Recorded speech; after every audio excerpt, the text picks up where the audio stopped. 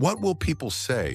It is a simple sentence, but it quietly controls millions of lives. We hear it in childhood, inside our homes, inside ordinary conversations. What to study, what to wear, whom to marry, what career to choose, even how to dream. Slowly, something strange begins to happen. Your life stops being your own. It becomes a performance on a stage built by society. And the audience is everywhere. Relatives, neighbors, family friends, invisible judges in every decision. If you grew up in a home where every choice was measured by other people's opinions, this story might feel familiar.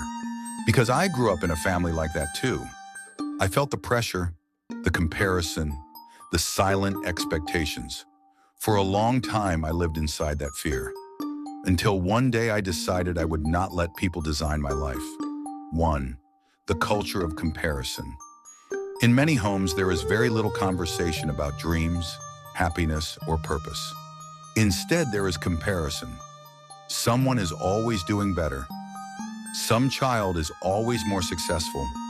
Some family is more respected. Your worth becomes a quiet scoreboard. Maybe your mother says, "Don't do that. People will talk. We should attend. Otherwise, people will feel bad. Behave properly. What will others think?" Maybe your father says, "He became a doctor. She cleared the exam. They built a house. They bought a new car." Every conversation becomes a measurement, but something important disappears. You, not your marks, not your salary, not your job title. You as a person. Rarely does anyone ask what kind of life you want, what makes you feel alive, what kind of person you want to become. Love still exists in these homes, but it is often wrapped in anxiety, fear, and social pressure. 2. The impact on children. Children raised in this environment carry an invisible burden, the burden of being good enough in other people's eyes. You begin to doubt your choices. You second-guess your dreams. Even small joys require approval. You feel guilty for being different, guilty for moving slowly, guilty for choosing a path that is not impressive from the outside. And the most dangerous thing happens quietly. You forget how to define success for yourself. You only know how others define it. 3. Why parents become like this. Most parents do not create this pressure intentionally. They were raised inside the same system, a world where reputation meant survival, where community opinions shaped marriage, opportunity, and respect. They learned one message very early. To be safe, you must be accepted. To be accepted, you must impress. So they worry. They fear judgment. They fear shame. They fear that if their child fails, society will blame them. Their intention is love. Their method becomes pressure. But good intentions do not erase impact. Constant comparison teaches children one silent belief. I am not enough as I am. I am loved when I achieve. If I fail, I disappoint everyone. And that belief quietly follows us into adulthood. We overthink decisions. We fear failure. We chase validation instead of purpose. And even success begins to feel empty. Because deep down, the life we built was designed by someone else. 4. My personal realization. Even in my own family, I saw this pattern. Comparison, measurement, judgment. But something inside me resisted it. Maybe I was stubborn. Maybe I was simply tired.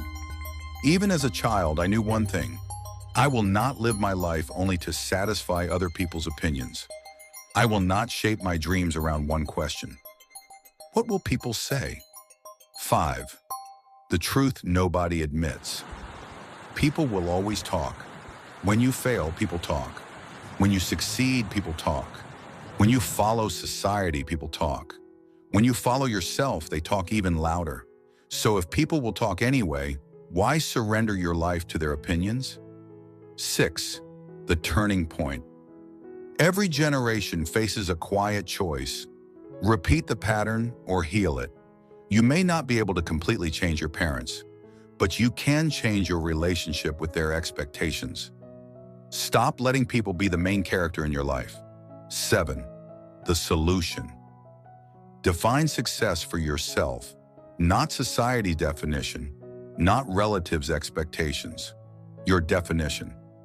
Ask yourself what kind of person you want to become, what rhythm of life you want to live, what success truly means to you. When your inner definition becomes strong, external noise becomes weaker. Replace comparison with progress. You are not competing with someone else's life. You are only competing with your yesterday. Improve quietly, one habit, one step, one effort. Build a small circle of people where you are not a project, not a scoreboard, just a human being. That becomes your emotional home. 8. The ultimate truth. Your life is not a community competition. It is not an exhibition for relatives. It is not a project for social approval. It is your one chance to exist as yourself. Ending. The real question is not what will people say. The real question is, will I recognize myself in the life I am living? Break the cycle, not with anger, but with clarity. Choose authenticity over approval, progress over performance, peace over pressure.